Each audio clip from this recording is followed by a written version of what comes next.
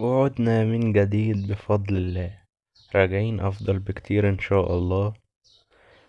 وافتكر إن محدش يعرف مين اللي بيتكلم ده ولا حد عارف تفاصيل عنه. عشان كده حبيت إن الفيديو ده وهو فيديو العودة أعرفك تفاصيل عني شوية، وليه كنت موقف الفترة دي.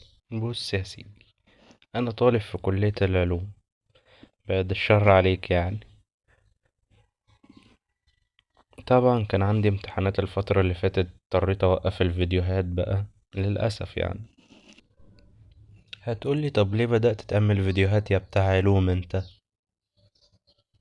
اقولك بص، انا حبيت انصح الناس واوعيهم لعل وعسى حد يستفاد بكلمة واحدة مني، وكده ناخد ثواب عند ربنا.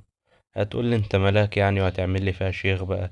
اقولك لا يا عم، انا شخص عادي خالص وبغلط اوقات زي زيك، ربنا يسترنا واياكم. انا واحد حبيت اصلح من حالي واطور من نفسي، قلت اطلع اتكلم معاك كلمتين افيدك ولو بكلمة بسيطة.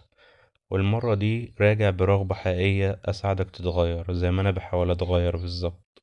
إن شاء الله كل يومين كده هينزل فيديو مفيد، بسيط، مختلف. هنتكلم عن التغيير، النفس، الدين والتحفيز، بس من قلب الواقع، ونحل كل المشاكل اللي بنواجهها بإذن الله. لو استنيت رجوعي فشكرا، ولو جديد هنا فأهلا بيك في مكان هيغير فيك حاجات كتير. يلا نرجع سوا أقوى من أي وقت فات، وفي النهاية متنساش تفكر بوعي.